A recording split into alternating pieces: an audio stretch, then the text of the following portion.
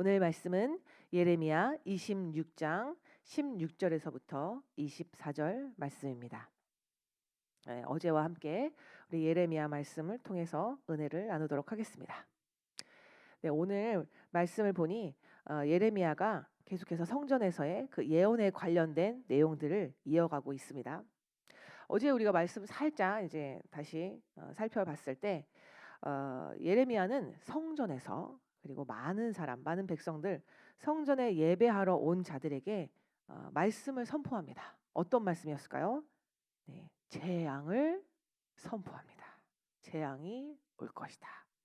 그런데 전제 조건이 있습니다. 그냥 하나님께서 너희들 지금 너희들의 행위가 똑바르지 않으니 너희들은 재앙을 맞이하게 될 것이다라고 하신 것이 아니라 너희들의 길과 행위를 돌이키고 하나님의 말씀, 하나님의 목소리를 청종해라라고 말씀하시죠. 그렇지 않으면 하나님께서 재앙을 주실 것이다라고 이야기를 합니다. 또한 그것에 대한 근거로 이 성전이 폐허가 되고 모든 사람들에게 저주거리가 될 것이다라고 이야기를 하시죠. 그리고 이 말씀을 이 이제 선포된 말씀을 듣는 사람들은 매우 화가 납니다. 특별히 제사장들과 선지자들은 너무 화가 나죠. 그래서 예레미야를 죽여버려야 한다라고 반응을 합니다. 끝까지 예레미야는 하나님의 말씀, 자신이 선포한 이 말씀은 하나님으로부터 비롯된 것이다라는 것을 이야기를 하죠. 자, 오늘 이어서 예레미야 26장 16절부터 같이 한번 읽어보도록 하겠습니다. 고관들과 모든 백성이 제사장들과 선지자들에게 이르되 이 사람이 우리 하나님 여호와의 이름으로 우리에게 말하였으니 죽일 만한 이유가 없느니라. 네, 지금 우리가 아까 나눈 것처럼 제사장들과 선지자들은 예레미야를 죽이려 했습니다. 자, 왜 죽이려 했던 거죠? 우리가 어제 살펴본 말씀에 의하면 그들은 성전이라는 아주 자신들의 이득을 취할 만한 기반을 가지고 활동을 했기 때문에 이 성전이 무너진다라고 이야기를 했던 예레미야의 말 자체를 듣고 싶지가 않았습니다. 그리고 예레미야를 거짓 선지자 취급을 했습니다. 그래서 거짓 선지자는 당연히 신명기 말씀에 죽어 마땅해. 그러니까 너도 죽어야 해라고 아주 과격한 반응을 했죠. 그런데 계속해서 이 예레미야가 내가 하는 말은 하나님께로부터 온 것이다라고 한 것을 그러니까 근거를 계속해서 이야기를 하죠. 자, 그런데 그래서 그 고관들 이제 높은 지위에 있는 사람들을 말하죠. 그들과 백성들이 이야기를 하죠. 다시 말해서 예레미야가 거짓 선지자가 아니라면 그를 죽일 이유가 없습니다. 그리고 이제 17절에는 말씀에 능통했던 장로들, 당시에 이제 나이가 든 장로들이 그것에 대해서 이야기를 하죠. 17절입니다. 그러자 그 지방의 장로 중 몇 사람이 일어나 백성의 온 회중에게 말하여 이르기를 18절이요. 유다의 왕 히스기야 시대에 모레셋 사람 미가가 유다의 모든 백성에게 예언하여 이르되 만군의 여호와께서 이와 같이 말씀하셨느니라. 무엇이라 말씀하셨죠? 시온은 밭같이 경작지가 될 것이며 예루살렘은 돌무더기가 되며 이 성전에 사는 산당의 숲과 같이 되리라 하였으나, 이 말씀을 보니 이제 이 장로들은 단지 그냥 아니 예레미야가 한 말 보니까 하나님으로부터 온 것 같은데 라는 그냥 어떤 근거, 그들의 지금 예레미야의 말에 의한 근거가 아니라 성경 말씀을 예로 들어서 성경 말씀을 가지고 근거로 이야기를 하고 있습니다. 자, 미가서 3장 12절의 말씀에 보면 이렇게 이야기를 하죠. 이러므로 너희로 말미암아 시온은 갈아엎은 밭이 되고 예루살렘은 무더기가 되고 성전사는 수풀의 높은 곳이 되리라라는 예언을 하고 있습니다. 그런데 왜 이런 예언의 말씀이 나타나게 되었느냐라고 했을 때 당시 통치자들, 그 우두머리들, 또 오늘 고백하고 있는 제사장과 선지자들이 이미 자신들의 안위를 위해서, 또 자신들을 위해서 돈을 위해 살아가고 있는 그 모습, 너희들의 그 모습 결국에 재앙을 맞이하게 될 거야. 그런데 그 자신은 너무나도 자신의 모습을 보면서 너무나 평안하다라고 생각하셨습니다. 그래서 재앙 절대 임하지 않아. 완전히 우리는 평안 가운데 있게 될 것이야. 거짓 평안을 계속해서 외쳤죠. 그래서 야, 너희들이 지금 자랑하는 시온, 우리가 수요 예배 나눈 것처럼 만방에 이 이방 땅에 빛으로 임하게 될 것이고 영광으로 임하게 될 시온산, 이제 이 성전산 예루살렘에 있었던 그 산이 다른 곳보다 조금 높았습니다. 그래서 이 땅의 모든 이 빛과 영광이 임하게 될 것이다, 이렇게 그들은 생각했고, 물론 이사야 말씀에도 계속해서 예언하고 있죠. 그런데 이 시온 말이지, 그리고 뭐예요? 예루살렘, 그리고 이 성전 멸망하고 황폐하게 될 것이다라고 예언을 하죠. 자, 여러분, 요 말씀 기억하고 있는 자들이 누구였다고요? 장로들. 네. 물론 많은 이들이 당시에 유대인들은 말씀을 기억하고, 물론 말씀을 생각하고, 말씀을 상고하고, 말씀을 외우고 있는 자들이 많았습니다. 그러나 특별히 이 장로들은 말씀에 능통한 자들이었죠. 그리고 100여 년의 시간이 지났습니다. 미가가 이렇게 예언한 지가 약 100여 년의 시간이 지났지만 그 당시에 그 말씀을 들었던 것들을 기억하고 있고, 특별히 누가? 이 히스기야가 어떤 반응을 보였는지를 기억하고 있습니다. 우리 19절 말씀 같이 읽어보겠습니다. 유다의 왕 히스기야와 모든 유다가 그를 죽였느냐? 히스기야가 여호와를 두려워하여 여호와께 간구하매. 자, 여러분, 하나님을 두려워했던, 여호와를 두려워했던 히스기야는 여호와께 간구합니다.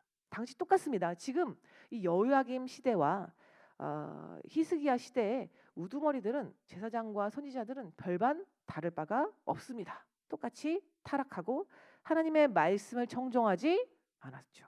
그런데 왕인 히스기야가 깨어 있어서 하나님의 말씀을 받아들입니다. 그것의 근거가 무엇이라고요? 하나님 여호와를 두려워했기 때문이죠. 그 뒤에 읽어보겠습니다. 여호와께서 그들에게 선언하신 재앙에 대하여 뜻을 돌이키지 아니하셨느냐?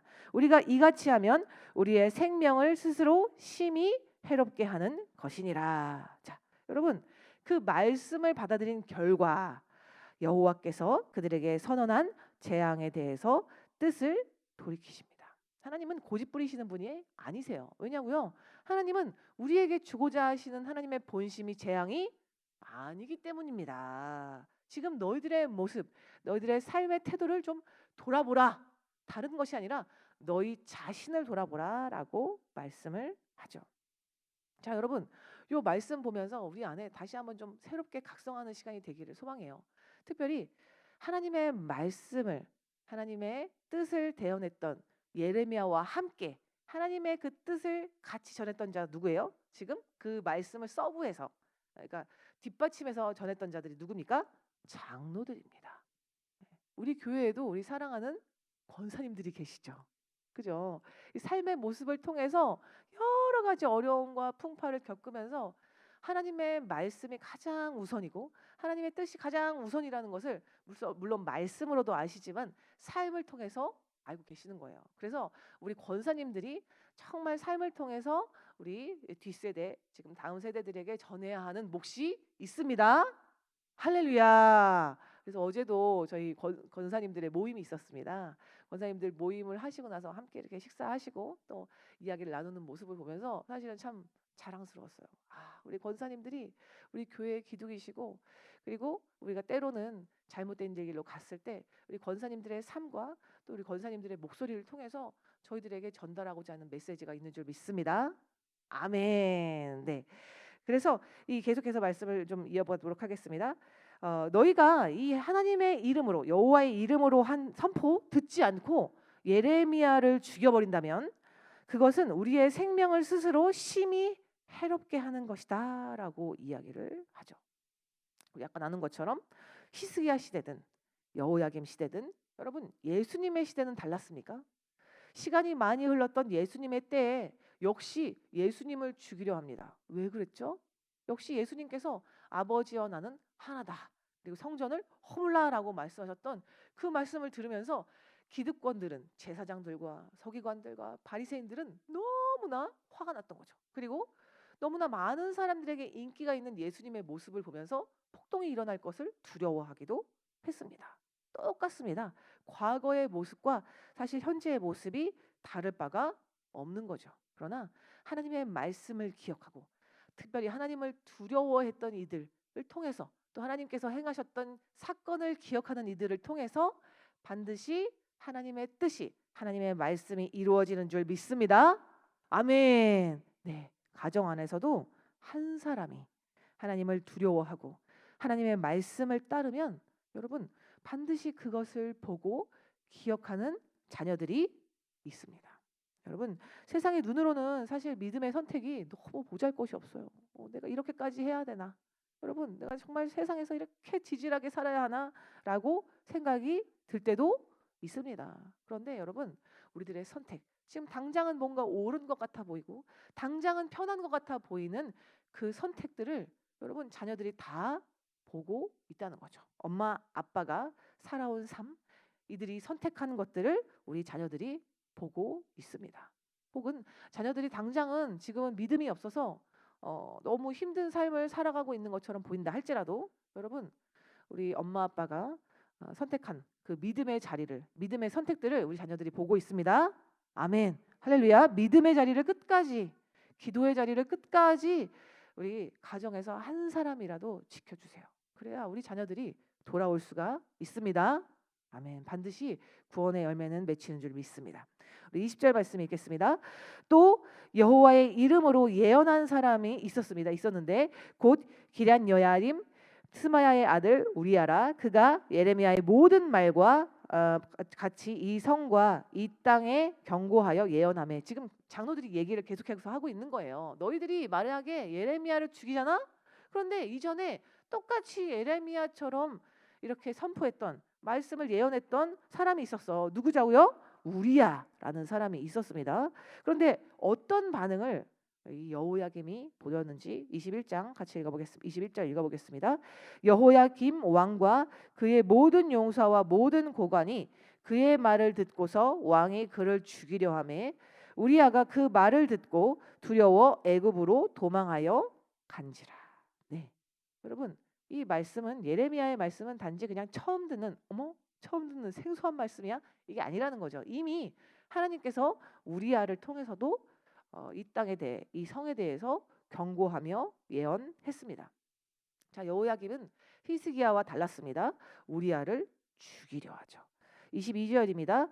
여호야김 왕이 사람을 애굽으로 보내되 곧 악볼의 아들 엘라단과 몇 사람을 함께 애굽으로 보냈더니 자, 여호야김 왕은 아주 집요합니다. 단지 그냥 이 땅에서 유다에서 그를 죽이려 했는데 그가 애굽까지 도망가자 그렇구나 이렇게 손을 놓는 것이 아니라 누구까지? 애굽까지 보내서 사람을 죽이려 하죠. 자, 23절입니다. 그들이 우리야를 애굽에서 연행하여 여호야김 왕에게로 그를 데려오매 왕이 칼로 그를 죽이고 그의 시체를 평민의 묘지에 던지게 하니라. 네. 여호야김 왕 끝까지 이 우리야 선지자 우리야를 추격하죠. 그리고 애굽까지 가서 데려오고 그를 죽이고 거기서 모자라 그의 시체를 평민의 묘지에 던졌습니다. 원래 보통은 이제 우리가 이제 과거에 했었던 것처럼 이스라엘 백성들도 이 묘지를 만들 때 가족장이라고 해서 가족들끼리 이렇게 만들어 놓는 묘지들이 있습니다. 그런 땅을 미리 사놓기도 하고요. 그런데 지금 평민의 묘지에 던졌다? 사실은 그냥 거의 이렇게 무덤이라는 형식이 아니라 그냥 길과 같습니다. 다시 말해서 너의 시체는 그냥 모든 사람에게 밟혀도 상관없어라는 저주를 담은 메시지인 거죠. 너는 죽어서도 편안하게 죽지 못해. 너는 저주를 받은 자야라는 이런 함축적인 메시지가 담겨 있는 거죠. 자, 여러분 아주 악랄하기가 그지 없습니다. 그러나 우리의 모습을 좀 살펴보면서 이 말씀을 좀 묵상하면 좋으실 것 같아요. 같은 말씀이었습니다. 동일한 이야기였죠. 미가 역시 똑같이 이 시온 예루살렘 성전이 무너지게 될 것이다라는 이야기를 했고요. 이 예레미야 똑같이 그 말씀, 미가서의 말씀과 같이 동일한 메시지를 선포했어요. 재앙이 오게 될 것이다라고 했습니다. 그런데 여러분 히스기야와 여호야김의 반응이 달랐습니다. 히스기야는 무엇을 두려워했을까요? 네, 두려워하는 대상이 달랐습니다. 네, 히스기야는 보이지 않지만 이 유다를 다스리시는 유다를 통치하시는 분이 하나님이심을 기억하고 하나님을 두려워했고 여호야김은 무엇을 두려워했을까요? 네, 자기 자신, 자기 자리를 지키는 것에 대해서 두려워했습니다. 그리고 이 자리를 누가 준다고 생각했어요? 백성들. 그러니 이 백성들, 특별히 또 고관들, 또 높은 지위에 있는 제사장과 선지자들이 이 말씀을 다 싫어하니, 오, 옳다구나. 내 자리를 지키기 위해서 사람들을 두려워하며, 네, 결국에는 그 선지자를 죽이고 말았죠. 자, 여러분, 우리 사랑하는 성도님들은 무엇을 가장 두려워하십니까? 왜냐하면 사실 현실은 눈앞에 보이는 거죠. 물질, 그리고 사람, 이 주변의 환경들을 통해서 우리를 갖가지 여러 가지 위협으로 우리를 옥죄해 옵니다. 네, 때로는 우리가 숨 쉴 틈도 없이 고통스럽고 힘겹기만 하죠. 그런데 하나님께서는 지금 뭐라고 말씀하시죠? 내가 다스린다. 내가 너희들을 통치한다라고 말씀하세요. 너희들의 삶을 내가 이끌어간다라고 하십니다. 네. 우리가 정말 두려워야 할 분은 누구십니까?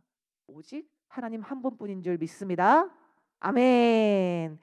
자, 그러나 그러니까 이 현실이 지금 어떤 현실이라는 거죠? 사실 예레미야도 똑같이 이 선지자 우리야처럼 충분히 죽을 수밖에 없는, 이미 이제 선례가 있다는 거죠. 이 선례는 이미 한 명은 죽었어. 그 다음은 누구 차례? 예레미야 차례. 한 명 죽였는데 그 다음 예레미야 못 죽이겠습니까? 당연히 충분히 죽이고도 남습니다. 자, 그런 정말 절대절명의 위기 상황 속에 하나님께서 어떻게 예레미야를 구하시는지 우리 24절 말씀 읽도록 하겠습니다. 시작. 사반의 아들 아히감의 손이 예레미야를 도와주어 그를 백성의 손에 내어주지 아니하여 죽이지 못하게 하니라. 자, 우리가 아까 살펴봤던 것처럼 종교 지도자들, 이 선지자와 제사장들은 자신의 기반을 흔드는 예레미야를 죽이려 합니다. 그를 거짓 선지자로 몰아서 완전히 죽여버리고 싶어 해요. 그런데 당시에 이제 사반의 아들 아히감이라는 인물이 예레미야를 도와줍니다. 우리가 사반이라고 했을 때 조금 돌아봤을 때는 이 사반이라는 사람은 요시야 왕이 말씀을 발견했을 때 이 유다 전반에, 우리가 아시죠? 요시야 왕의 특징 뭐죠? 우상 그리고 산당까지 다 철폐했던 정말 전무후무했던 왕입니다. 하나님께서 너무 사랑하셔서 미리 예언하셨어요. 요시야 왕이 등장할 것이다라고 하시면서 미리 예언까지 주시면서 너무나 사랑했던 인물이죠. 자, 이 사반은 특별히 사반의 가문 자체가 서기관의 일들을, 그러니까 글 쓰고, 당시에 왜냐하면 글을 쓰는 사람들이, 글을 읽고 쓸 수 있는 사람들이 많지 않았기 때문에 이 서기관의 역할을 할 수 있는 사람들이 많지 않았습니다. 그래서 이 사반의 가문이 서기관의 요직을 맡았던 자들이죠. 이 사반의 아들이었던 아히감은 자신이 가진 지위를 통해서 예레미야를 보호합니다. 또한 역으로 생각하면 하나님께서 이 바람 앞에 등불과 같은, 이 정말 완전히 그냥 꺼질 수밖에 없는, 우리가 이제 앞에 말씀드린 것처럼 그냥 죽을 수밖에 없어요. 그냥 이 예레미야의 운명은 죽는다라고 보시면 되는데, 그렇게 바람의 등불과 같은 위험한 상태인 예레미야를 도와주십니다. 그리고 또한 이 우리야처럼 죽음을 당할 수밖에 없는 이 예레미야를 하나님께서 사실은 아직은 뭐가 있어요? 사명이 남아 있는 거죠. 사명이 남아 있기에 하나님께서 예레미야를 지켜 주십니다. 할렐루야. 여러분, 하나님께서 우리를 지켜 보호하고 계시는 줄 믿습니다. 사실은 정말 사방에 빠져나갈 구멍이 없고 길이 보이지가 않아서 주변 사람들도 걱정하고 염려하시는 성도님들이 있다면 오늘 말씀을 기억하셨으면 좋겠어요. 하나님께서 반드시 그 길을 열어주시는 줄 믿습니다. 아멘. 물론 사람을 통해서 하실 수도 있지만 그 길을 열어주시는 분은 반드시 하나님이신 줄 믿습니다. 아멘. 우리 안에 사실은 이런 두려운 일들을 만나면 너무나 힘이 빠져요.